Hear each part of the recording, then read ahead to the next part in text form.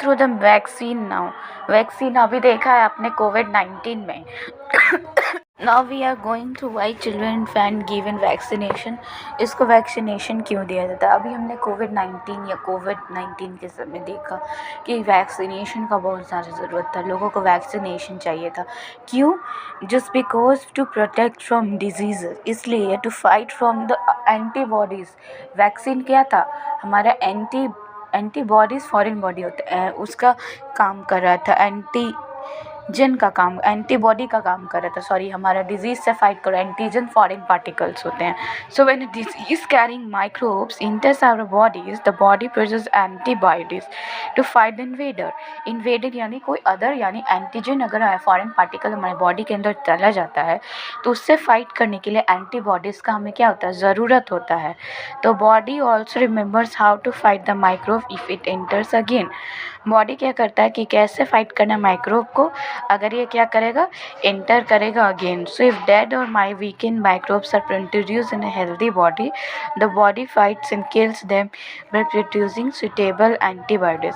अगर dead or weakened microbes introduce किया जाएगा हेल्दी बॉडी में, the body fights and kill them, ठीक है, बॉडी उसको फाइट करेगा, किल देम, उसके बाद एक सुटेबल एंटीबॉडीज हमारे पास। उसी तरह कोविड-19 का वैक्सीन जो था वो हमारे बॉडी में जाके एक एंटीबॉडीज़ बना रहे थे, जिससे हम कॉमन फ्लू क्या था, कोविड-19 कॉमन कोल्ड और फ्लू था, जिससे हमें फीवर लग जा रही थी। तो उसी तरह ये एंटीबॉडीज़ प्रोड्यूस करता है और ये एंटीबॉडीज़ हमारे बॉडी में रहता है और हम प्रोटेक्टेड होते हैं from the disease causing microbes से, जो भी डिजीज़ माइक्रोब्स के कारण आ रहा है। अब देखो, लुईस पाश्चर पहले थे जिन्होंने फर्मेंटेशन के बारे में बताया। What do you mean by fermentation? तो स्मेल इस अल्कोहल का, sugar has been converted to alcohol by yeast, alcohol का ईस्ट में कन्वर्ट हो जाना, ठीक है, is known as fermentation. Medicinal use of microorganism का मेडिसिनल यूज़ क्या होगा? Alexander Fleming was working on a culture of disease causing bacteria, ठीक है, disease causing bacteria found the spores of little green mould in one of his culture plates. He observed that the presence of mold prevented the growth of bacteria. In fact, it also killed many of these bacteria. From this mold penicillin was prepared. इस mold से क्या होता है, तो penicillin लिखा जाता है, ठीक है। Antibodies remain in the body when we are protected from the disease causing microbes, से जब हम प्रोटेक्टेड होते हैं। तो this is how a vaccine work. कैसे वैक्सीन वर्क कर रहा होता है? Several disease including cholera, tuberculosis, smallpox, hepatitis can be prevented by vaccine.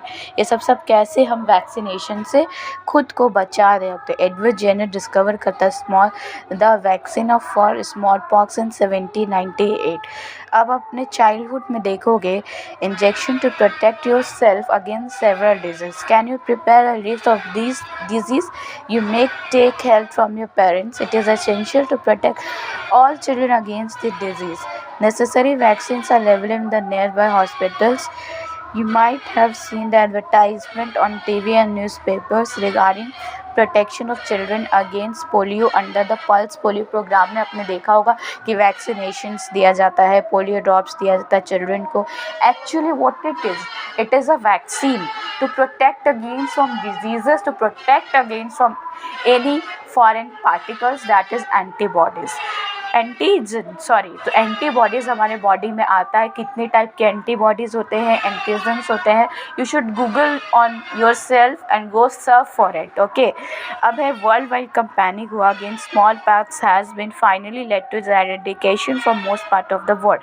अब एक वर्ल्ड वाइड में पर स्मॉल पॉक्स का पता है, स्मॉल पॉक्स जब होता था यानी चिकन पॉक्स, तो लोग उसको एडवर्ड जेनर था, Edward Jenner, do you know who was Edward Jenner, जिन्होंने पहले ही बताया, इसको डिस्कवर किया वैक्सीन 1798 में। कैसे? तो एक काऊ को देखा, काऊ को भी चिकन पॉक्स होता है कि नहीं, तो उसमें वैक्सीन, उसका वैक्सीनेशन उसमें इंजेक्ट किया, उसको लिया, उससे वैक्सीन बनाया और उसी पॉक्स को जब when we put into the human body, तो we can found it that it is work as a vaccination. कैसा वर्क किया? तो वैक्सीनेशन के रूप में। So then there is a eradication of smallpox, okay. So what it is essential protect all against, सारे disease से हमें बचाता है।